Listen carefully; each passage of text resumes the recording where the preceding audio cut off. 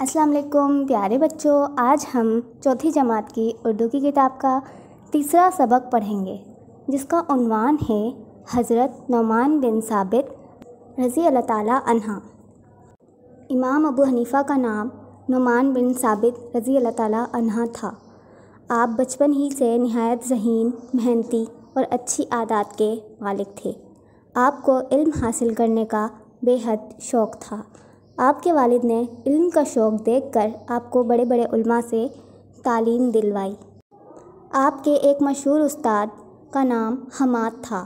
آپ ان کے پاس 18 سال رہے۔ امام ابو حنیفہ رضی اللہ تعالیٰ عنہ نے امام جعفر صادق رضی اللہ تعالیٰ عنہ کی صحبت میں 2 سال رہ کر فیض حاصل کیا۔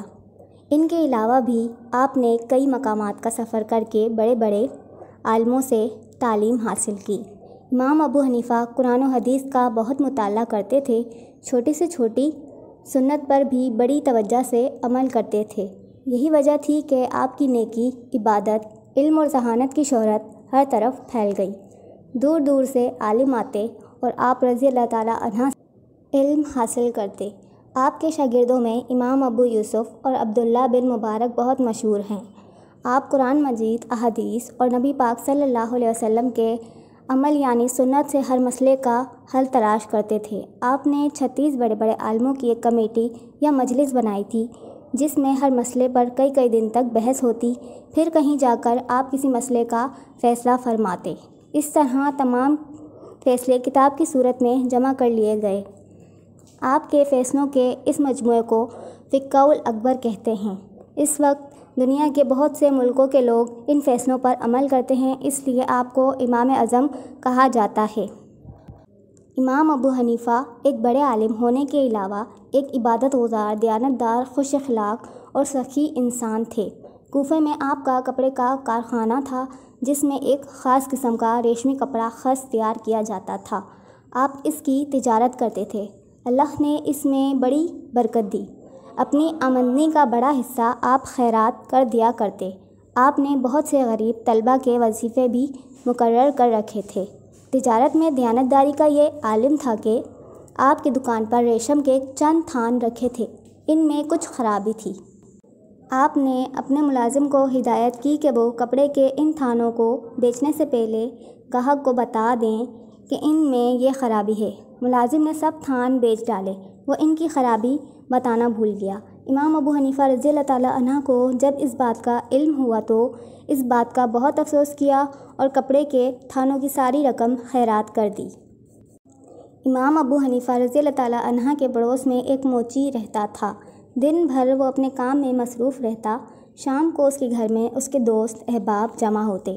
وہ سب مل کر شور و غل کرتے۔ امام صاحب رات کو عبادت میں مصروف رہتے، لیکن اس شور کی وجہ سے آپ کو بہت تکلیف ہوتی، مگر آپ نے اپنے اس پڑوسی سے کبھی شکایت نہ کی۔ ایک رات کوتوال کا وہاں سے گزر ہوا تو اس نے شور سنا۔ تفتیش کرنے پر معلوم ہوا کہ یہ شور موچی اور اس کے دوست مچا رہے ہیں۔ کوتوال نے موچی کو قید خانے میں ڈال دیا۔ اگلی رات جب امام ابو حنیفہ کو شور سنائی نہ دیا تو آپ کو فکر لاحق ہوئی۔ پوچھنے پر لوگوں نے بتایا کہ موچی قید خانے میں ہے۔ آپ فوراً کوفے کے گورنر کے پاس گئے اور کہا، میرے ہمسائے کو کوتوال نے گرفتار کر لیا ہے۔ میری خواہش ہے کہ اسے رہا کر دیا جائے۔ چنانچہ اسے رہا کر دیا گیا۔ رہائی کے بعد موچی کو معلوم ہوا کہ اس کی رہائی امام ابو حنیفہ کی وجہ سے عمل میں آئی ہے تو وہ بہت شرمندہ ہوا۔ وہ امام صاحب کے پاس گیا اور معافی مانگی۔ اس واقعے کا موچی پر ایسا اثر ہوا کہ اس نے برائیوں سے توبہ کر لی۔ امام اعظم کو ایک اور بہت بڑا شرف حاصل تھا جو اس زمانے کے کسی عالم کو نہ تھا۔ وہ یہ کہ آپ نے ایک صحابی رسول حضرت انس بن مالک رضی اللہ تعالیٰ عنہ کی زیارت کی تھی، اس لیے آپ کو تابعی ہونے کا اعزاز حاصل ہے۔ تابعی اس مسلمان کو کہتے ہیں جس نے کسی صحابی سے ملاقات کی ہو۔ آپ کے زمانے میں بغداد کے خلیفہ منصور عباسی کی حکومت تھی۔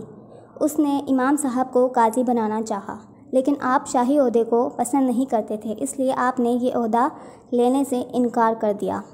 اس پر خلیفہ منصور ناراض ہو گیا اور قید میں ڈال دیا۔ آپ نے اسی قید خانے میں 767 ہجری میں وفات پائی اور بغداد میں دفن ہوئے۔ جس وقت ہزاروں سوگوار آپ کا جنازہ لیے جا رہے تھے، خلیفہ منصور اپنے محل سے دیکھ کر بول اٹھا، ملک کے اصل حاکم تو یہ تھے جو لوگوں کے دلوں پر حکومت کرتے تھے۔ اللہ تعالیٰ امام ابو حنیفہ کے درجات بلند فرمائے، جن کی محنت کی بدولت آج ہم قرآن و حدیث کے احکام کو آسانی سے سمجھ سکتے ہیں اور عمل کر سکتے ہیں۔ اب ہم آتے ہیں اس سبق کی مشق پر۔ دیے گئے سوالات کے جواب لکھیے۔ ان سوالوں کو آپ اپنی نوٹ بک پر لکھیں گے جس طرح سے آپ اسکرین پر دیکھ رہے ہیں۔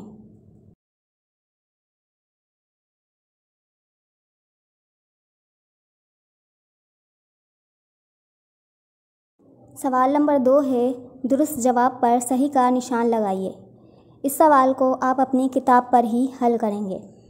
سوال نمبر 3 ہے، خالی جگہوں کو درست لفظ سے پر کیجیے۔ اس سوال کو آپ اپنی نوٹ بک پر حل کریں گے۔ اگلے سبق کے ساتھ نیکسٹ ویڈیو میں ملتے ہیں، جب تک کے لیے اللہ حافظ۔